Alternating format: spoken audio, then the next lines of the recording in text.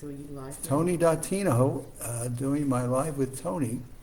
And I wanted to talk about two articles that I read over the weekend. And one is all about our brains on sleep, all about our brains when we're on sleep. And the second one is about our nutritional habits and the importance of protein.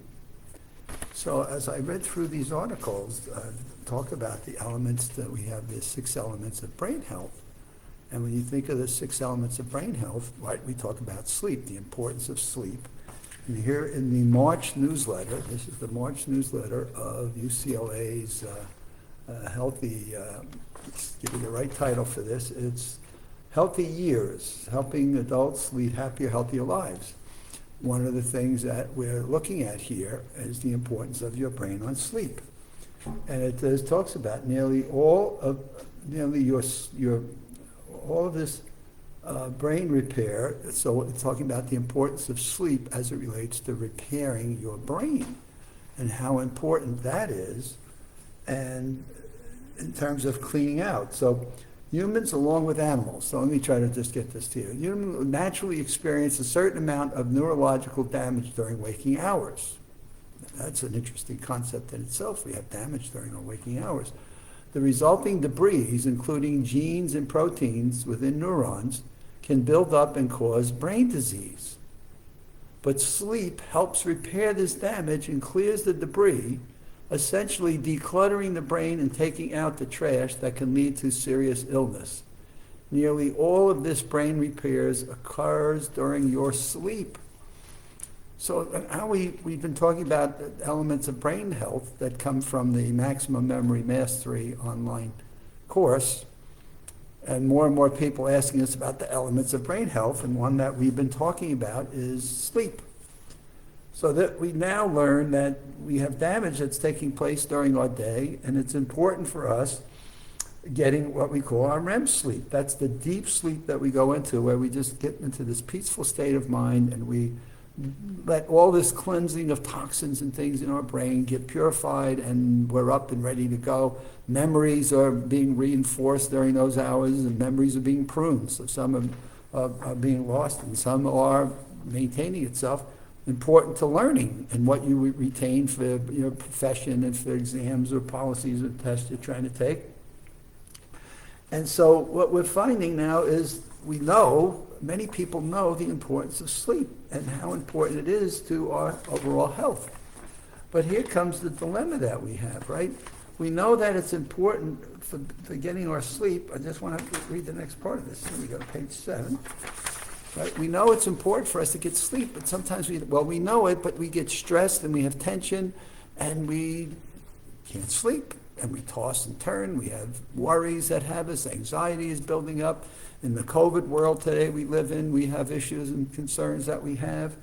And so what we need to do is reset our clocks, reset our biological clock, known as the circadian rhythm.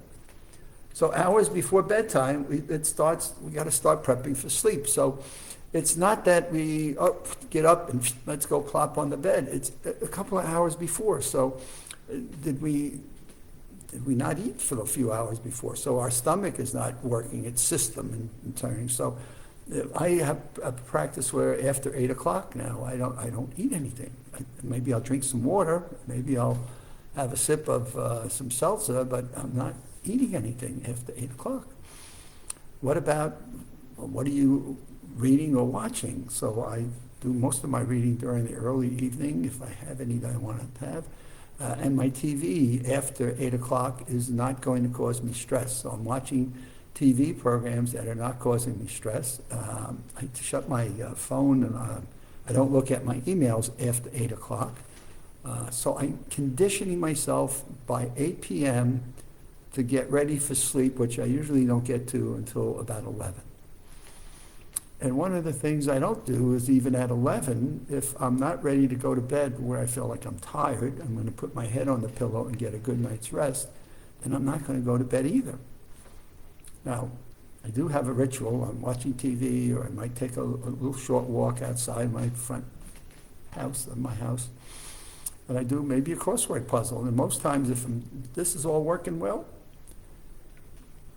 can't even get through half the crossword puzzle, and I'm ready to just put it down on the side, turn the light off, and within 5 minutes, I'm asleep. Now, what happens if you're having a restless night? Well, what you want to do is make sure that when you get to bed, you try to get yourself into a state where your emotions are not causing you to toss and turn. Now, that's easy to say, and we know we don't want to do it. Things I just finished telling you is go take a short walk. I mean a short walk, 2 or 3 minutes. You can walk from one end of the house to the other, one end of your apartment to another. Do circles around your apartment, your co-op, wherever you may be living. There's room for you to at least go take a short walk.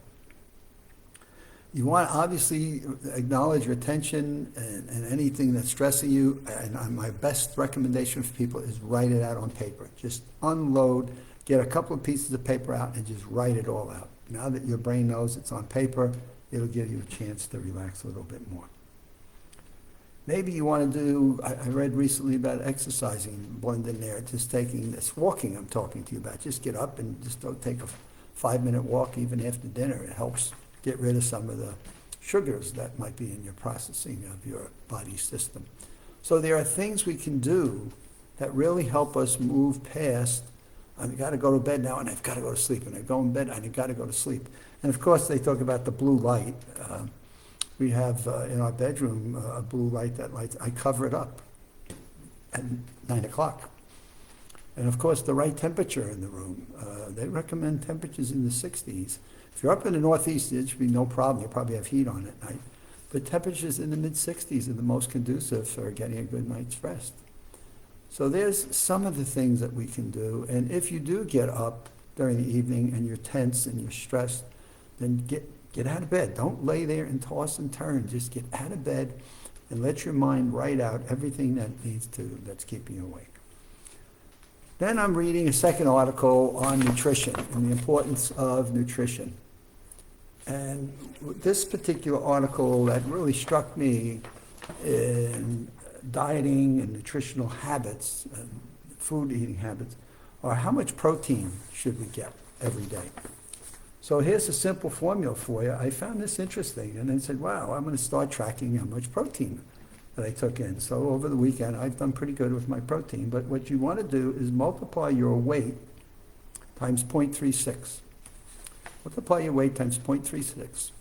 And that's the number of grams of protein that you should have in a balanced diet. And if you happen to be someone who is working out, your muscle building exercises, you may want to do 0.45. And then here comes the table. Okay, so what are some of the foods that we should eat? Boy, this will go up on my refrigerator. This was really helpful. So what foods are giving you protein? So now I did my calculations and I have my protein. And now I look and say, okay, let me just look at what I'm eating and start reading labels for protein, which I've done in the past, but didn't know what my quota was. So I was looking at hey, if about a third of my diet is protein, then I'm usually doing pretty good, which would match the 0.36.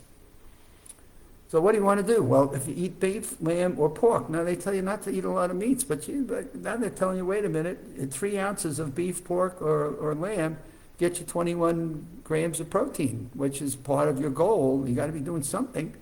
Now maybe you're going to eat chicken and turkey. 3 ounces of chicken and turkey. It'll get you 24 grams of protein. Not too bad. Hopefully if you like chicken and or turkey, poultry, bam, you got 24 grams for 3 ounces. How about some salmon with some shellfish? 3 ounces of fish, 17 grams of protein. And 1 egg will get you 6. I have yogurt that I get. Now yogurt, a cup of yogurt, 14 grams. So looking at the grams of protein that you're getting in your foods, and the ratio that I use is try to get 1/3 if it's possible, or if you're having something with no protein, then balance it off with the yogurt, which has got more. So, but looking at labels and becoming nutritional experts on the food that we're inputting into our bodies are really important. And I found that this was a special supplement that was in the current issue of the Tufts newsletter, the March 2021 newsletter. that really talked about the balancing of your diet. And then what they were suggesting is most people are short on fruits and vegetables, and that's not a problem in our household. We are doing very well. I work to get 3 different fruits a day. Grapes would be one. Blueberries are in right now, and they've been just fantastic. An apple, so apples would be good. Watermelon season's coming in. So getting fruits are not a problem that I have. And certainly green vegetables, kale, spinach, peas, different types of vegetables. Broccoli is something, we steam it, and my other half is a fabulous cook, so we're doing a pretty good job on balancing what we eat and looking at it now from a brain health point of view, getting the right amount of sleep, eating the right proteins, and the right balancing of carbs and fats in our diet are all important for a healthy heart and a healthy you. This is my Monday hour. Have a good evening, and we'll see you back here on Wednesday.